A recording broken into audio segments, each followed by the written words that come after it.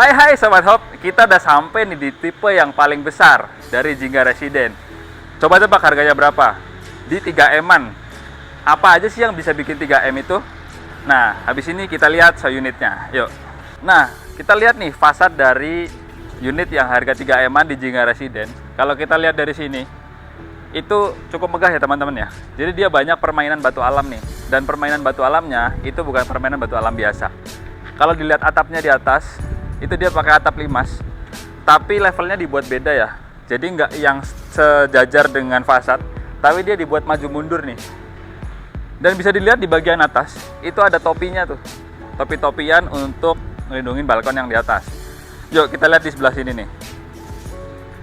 Kalau kita lihat, materialnya tuh banyak pakai batu alam. Cuman dia dibuat pola ya teman-teman ya. Jadi nggak buat satu nada, tapi dia dibuat ukurannya beda. Dan juga ada yang beda nih dari segi warnanya dan juga teksturnya ya. Ini keren sih. Terus juga dibuat detail kayak gini. Jadi bisa aja kan kalau misalkan si developer itu bikin biasa aja, tapi dia dibuat manis dengan aksen hitam ini. Semacam kayak tali air, tapi dibuat untuk mempercantik dari bagian pagar ini. Di sini juga bisa kita lihat permainannya tuh dibuat berbeda ya. Jadi ada yang menonjol, ada yang masuk ke dalam dengan ukuran yang berbeda. Ini bikin manis sih teman-teman. Setelah ini langsung aja kita lihat bagian dalamnya kayak gimana. Apakah semewah dan semegah bagian depannya atau B aja nih. Yuk kita langsung lihat aja bagian dalamnya. Wah, nyaman banget nih sobat-sobat ya. Kita udah masuk, disambut sama satu ruang tamu yang ini terpisah dengan ruang keluarga. Biasanya kalau di project lain, itu kan ruang tamu yang nyambung aja sama ruang keluarga. Ini dipisah nih teman-teman, jadi masih ada sisi privasinya. Kalau kita lihat di sini, itu kita disambut sama satu ruang keluarga yang tersambung dengan ruang makan, dan juga di situ ada dapur nih teman-teman. Jadi ini satu integrasi dari ruang utama yang cukup bagus nih. Dapurnya juga dapur terpisah ya, jadi bukan dapur yang nggak punya pintu. Ini ada pintu nih teman-teman. Terus kalau kita dari dapur ini langsung ke sini, itu kita langsung ketemu satu spot, yaitu kolam renang ya teman-teman ya. Bayangin gak sih kalau kita habis makan, terus kita udah selesai, kita mau bersih-bersih di mana? Spotnya di sini nih. Ini adalah tempat buat bersih-bersih ini teman-teman. Tuh. Ini bagus. Biasanya nggak ada rumah yang dikasih tempat bersih-bersih kayak gini nih. Jadi kita habis kotor dari kolam renang, kita bisa bersih dulu di sini, sampoan dulu, udah bersih, pakai handuk, udah kita ke situ, jalan aja, udah selesai, bisa santai-santai di sini sambil nunggu kering, sambil makan disajiin dari dapur. Efektif banget kan layout dari rumah ini. Terus kalau kita lihat di sini, ini adalah penempatan dari mesinnya kolam renang tuh, bisa dilihat tuh teman-teman. Ada mesin untuk kolam renang, dan juga di sini ada ground tank. Ini adalah tempat penyimpanan air untuk rumah ini. Ada dua ya, ada di bawah dan ada di atas untuk tipe yang ini. Terus sebelum kita bahas tentang kamar-kamar, kalau misalkan teman-teman punya ART, tidurnya di mana? Kalau teman-teman punya ART, itu di bagian atas ada tempat tidur ART. Kalau yang di situ bukan ya teman-teman, tapi ada gudang yang cukup besar. Kita lihat dulu di atas. Kita udah sampai di ruangan atas. Ini service area untuk jemur, kemudian ada tempat untuk ART di sini. Dan kalau ke atas sana, ini bisa ngakses ke tandon air yang atas. Dan ini connecting ke balkon yang ada di lantai 2 ya teman-teman ya.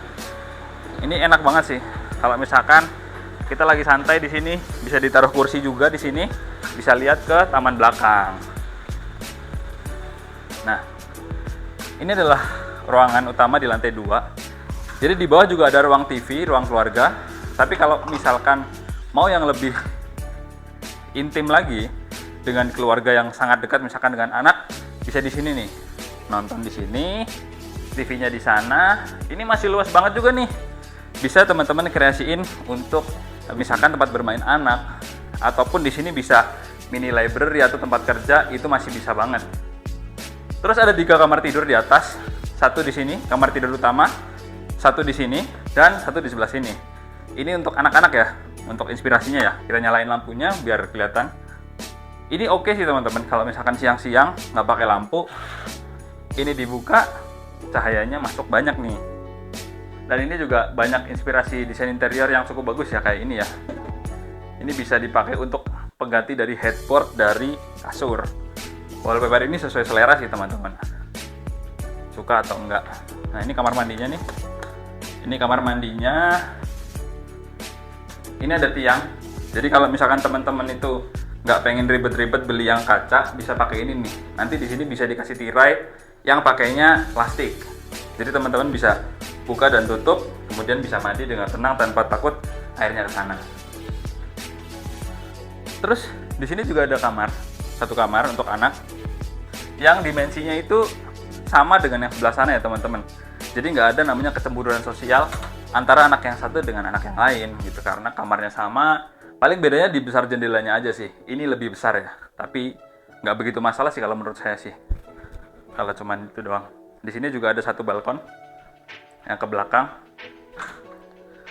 Jadi balkonnya nggak cuma ke sana. Justru ada balkon kecil. Ini malah ke bagian depan teman-teman. Kalau kita lihat ini pakai stainless, pakai temper ya. Ini udah low maintenance banget nih teman-teman. Jadi nggak perlu pusing-pusing berkarat ataupun ininya butuh maintenance yang susah. Nah sekarang kita masuk lagi, kita akan bahas ruangan di kamar utamanya. Sebelah sini nih untuk master bedroom.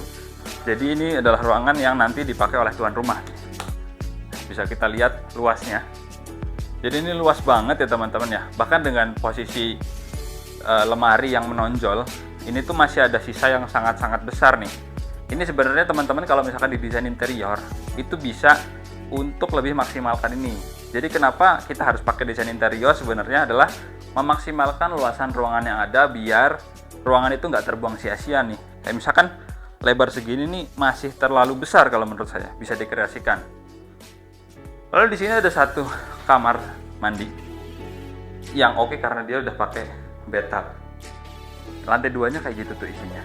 Nah, di lantai 1 itu masih ada satu kamar tidur untuk biasanya orang yang udah usia lanjut ataupun untuk anak-anak, ataupun juga bisa juga untuk ruang tamu ya. Kalau misalkan ada tamu datang mau tidur di mana, tidur di bawah bisa. Terus kalau kita lihat di sini, kita lihat untuk bagian tangganya. Ini cukup luas ya teman-teman. Untuk tangga yang dikasih di sini, railingnya ini juga cukup bagus karena ada aksen kayunya. Jadi nggak cuma railing pakai besi holo aja hitam, tapi dia ada aksen kayunya yang bikin ini jadi kelihatan lebih elegan ya teman-teman. Terus saya suka nih untuk tangga yang seperti ini. Jadi biasanya kan tangga kalau misalkan cuma dibuat segini, itu sempit banget ya teman-teman. Ini ditambah kayu di ujungnya. Fungsinya ada dua. Fungsi yang pertama yaitu dia untuk menambah lebar dari tangga. Fungsi yang kedua, ini bisa jadi pelindung nih. Jadi yang biasanya ujung dari keramik itu tajam ya teman-teman, ini udah dilindungi sama kayu nih. Jadi kelihatan berkelas dan aman tentunya. Terus juga di sini nih, ini ada satu skylight yang cukup lebar ya. Biasanya orang pasang skylight, kasih skylight itu kan kecil. Ini pasang skylightnya lebar nih teman-teman. Jadi bikin tangga ini itu jadi cahayanya bagus, nggak perlu lampu. Sebenarnya lampu ini kalau kita matiin itu nggak pengaruh sama sekali teman-teman, kecuali malam hari ya. Jadi ini bikin tangga dari rumah teman-teman tuh jadi lebih terang. Ditambah di sini ada satu finishing pakai kamprot, yang mana itu pakai tali air nih. Sebenarnya nggak ada fungsinya tali airnya, tapi menambah estetika dari finishing tembok teman-teman nih di rumah ini. Nah itulah beberapa tayangan dan juga review kita di rumah ini di harga 3,3 M dengan semua opsi yang ada. Menurut teman-teman gimana nih? Cocok nggak? Di harga segitu dapat di daerah Bandung, yang dapat kolam renang juga di bagian belakang. Kalau menurut saya lokasinya ini bagus banget nih teman-teman.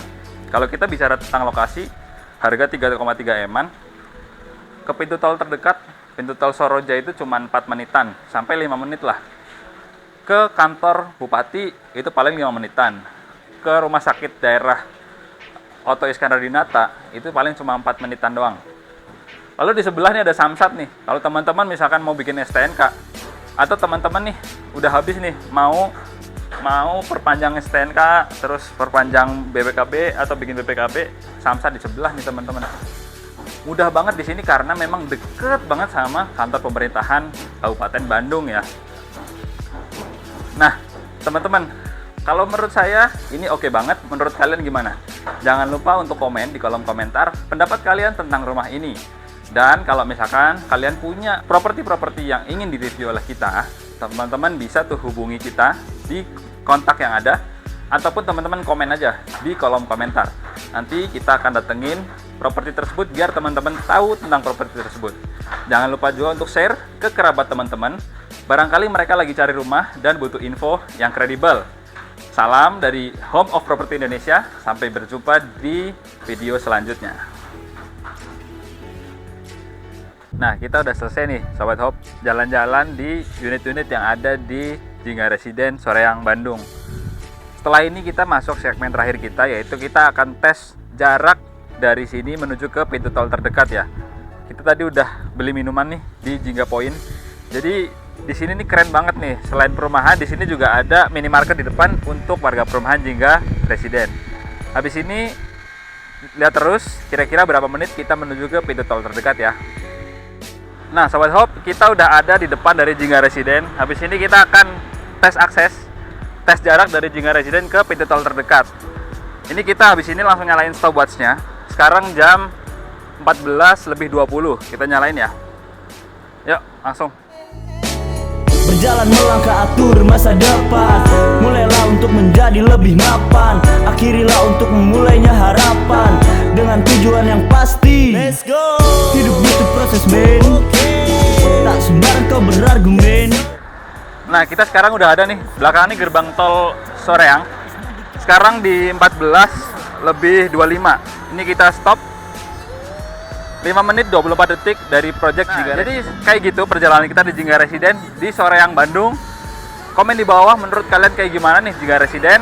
Dan kalau misalkan kalian punya properti lain yang mau direview, kalian bisa nih komen atau hubungi kontak kita yang ada di deskripsi ya. Kayak gitu dulu aja perjalanan kita di Bandung. Sampai jumpa di video selanjutnya. Bye-bye.